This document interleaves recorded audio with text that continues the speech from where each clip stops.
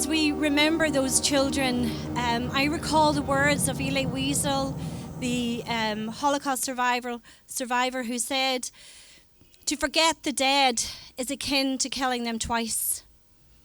So this is why it's so important to have these events. Before I introduce our next speaker, I feel that being political is an important part of our work in this time that we've been called to. This is our time, this is our battle, and God has called us for such a time as this. And He's calling so many different people to so many different parts of this battle.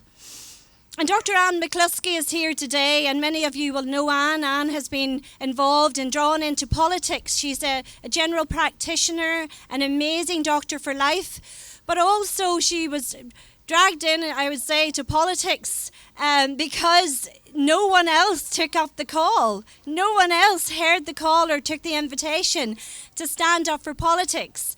And she did tremendously well in the last Stormont election, and I'm really hoping, and so many others are, that in 2022, God willing, that she may stand again along with others that are sick, sore and tired of the apathy and the fake wolves in sheep's clothing who took seats in Stormont from the last election under the pretense that they were pro-life.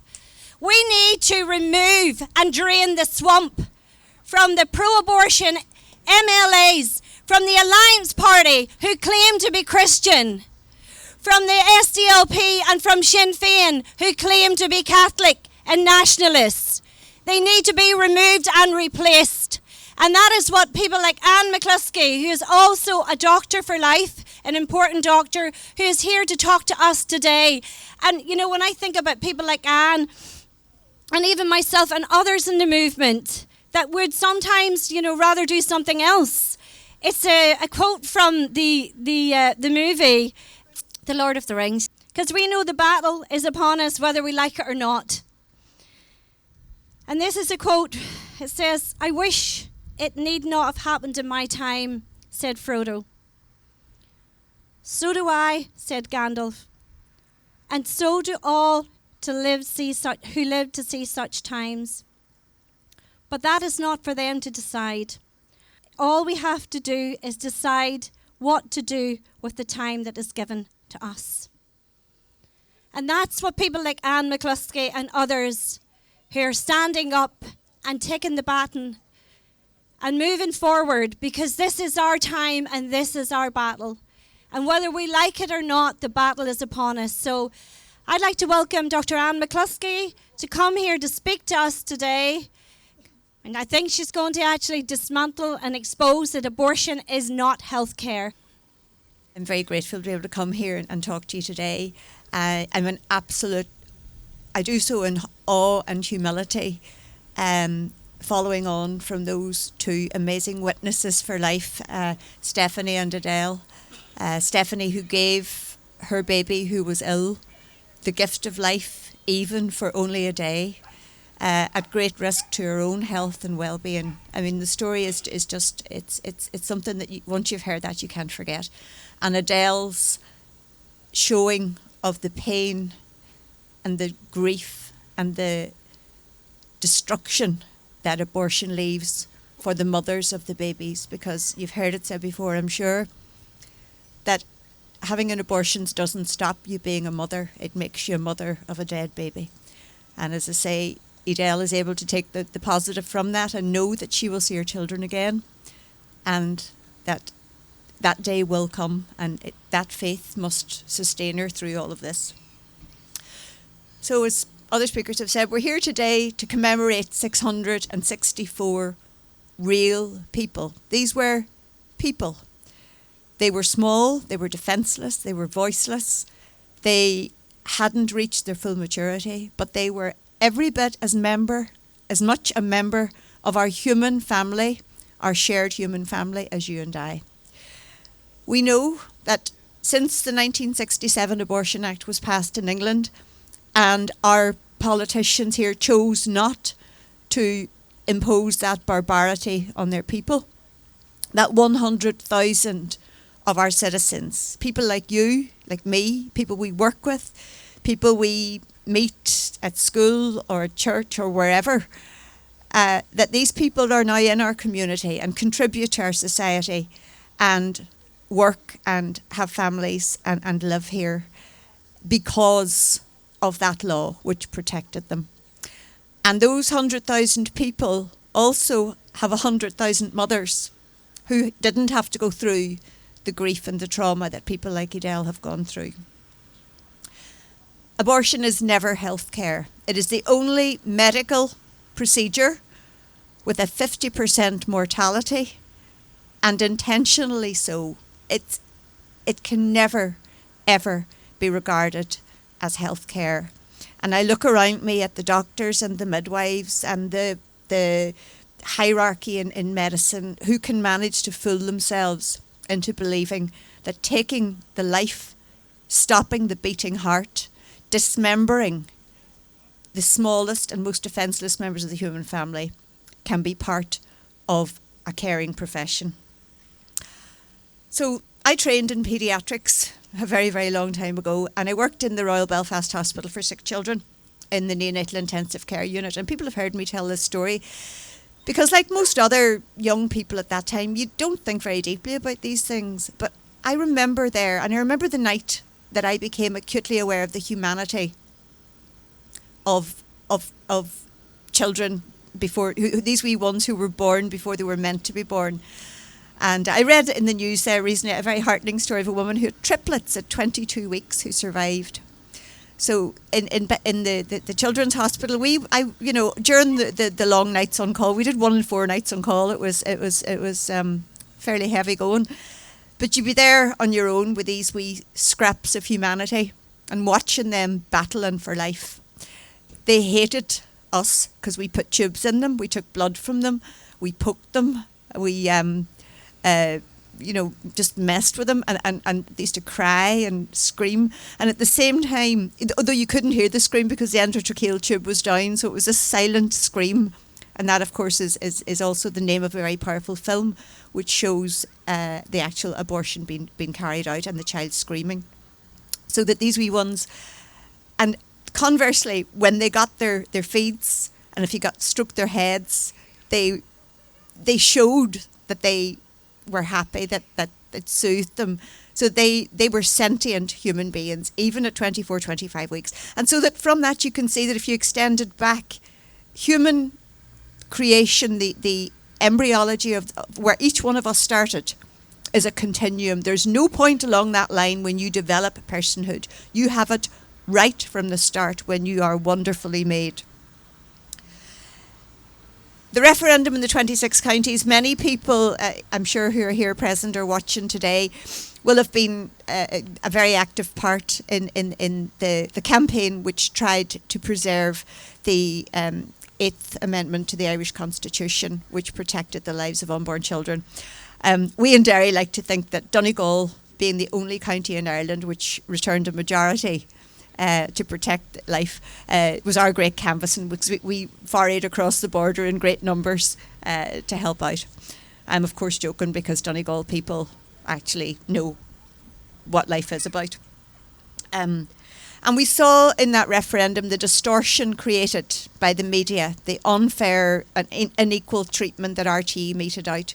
We saw billionaires who made their money from pushing people into poverty, such as George Soros, funding organisations like Amnesty International. And I was a member of Amnesty International for decades. At that time, their slogan was "Defend the Human." And we saw their advocacy for the violation of humanity and the violation of babies and their mothers. We saw the big tech companies like Facebook and Google weighing in, again, to distort the narrative, to censor the pro-life view. And although the referendum was from our side defeated and defeated seriously, I think it's important to acknowledge that very many good people voted for something that they did not fully understand. And as I say, these companies and these business interests and the abortion industry itself, who distorted that whole narrative, in a way debased the very idea of a democracy. So when the Eighth Amendment fell, we in the North knew that our pro-life laws were going to come under very serious attack. And we saw, as people have mentioned earlier, politicians and pro-death advocates shouting about the North is next. And that disgraceful picture of our two women leaders of the political party which represents Irish republicanism and that proud and honourable tradition, holding up a makeshift cardboard, multicoloured side of a box saying the North is next. And they meant it. Then we had Stella Creasy pinning the introduction of the most extreme abortion regime in Europe onto the end of an act which had nothing to do with abortion, which had to do with governance, in contravention of the very laws which underpin that Mother of Parliament's rules and the Speaker who allowed this to pass unchallenged. These people have blood on their hands. They have our 664 babies, the ones we know about, and they have the blood of very many more. We had our politicians from Sinn Féin and the SDLP travel to London to advocate that this be done, knowing that here in the North we have a culture of life of which we are inordinately proud. There was a public consultation, and of the over 20,000 responses which were received from the people of Derry, of Antrim, of Newry, of Craigavon, of every city and village in the North, 79% of those responses were in favour of keeping our laws as they were. And that was ignored by the people that we elect and pay for with our tax money. Then, as if that wasn't bad enough, we saw over the current crisis, the COVID emergency, that home abortions were introduced. This was in some way felt to help women, and nothing could be further from the truth. The pill in the post does not cure any illness, because being pregnant is not an illness. It's a very blessed state. And as we've heard other people saying here, women in that, they need support, they need real choice, they need their people to stand with them, and they need to be given by this state the opportunity to choose life. When a woman takes abortion pills at home, there is this telemedicine that we hear the for-profit providers like Mary Stopes and that talking about. They have no way of assessing the gestational age of the baby. And we have seen where a baby was born at 28 weeks following a home abortion and was subsequently allowed to die. They don't know if the pregnancy is in the womb or is an ectopic pregnancy, which of course is a life-threatening emergency for a woman. And they don't know if off-screen there's a violent and abusive partner or parents or whoever putting undue pressure on that woman to force her to choose to end her child's life. The complications of we hear that these pills are very, very safe. They are safe in the majority of cases, but as more and more of them are being used, then obviously the small numbers of cases which cause complications increase. And we know from a leaked email from a midwife in England that 2 women died from complications of abortion at home. One because of uncontrolled hemorrhage, and another one who was admitted to hospital with sepsis and subsequently, unfortunately, lost her life. The next thing coming down the tracks, and mark my words, this is the next project for these barbarians that we call our political leaders, is a thing called post-birth abortion. And watch this space, because that means abortion or infanticide for a child up to the age of a year. What is more shameful, I remember again going back to my days in Children's Hospital, where they were talking about screening for children with Down syndrome or cystic fibrosis. And I remember sitting at the perinatal meeting, there was about 10 consultants, a pile of junior doctors sitting around. And I remember asking the question, am I the only one here who thinks that taking the life of somebody with a problem is a cure for that problem?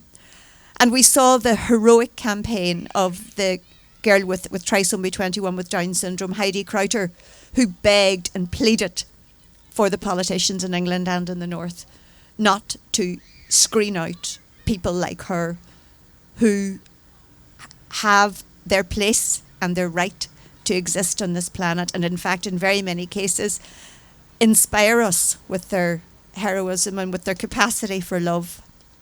And that these voices were ignored is incredible. So during this time of lockdown, when we're being asked to sacrifice so much, the pro-abortion slogans are my body, my choice, my autonomy. And we look around us at the complete removal of choice and autonomy so that we can protect the lives, and rightly so, we can protect the lives of the vulnerable in our community, our old, our ill. And we look at how that morality is turned on its head. This huge sacrifices that people are making now to protect the vulnerable very much mirror.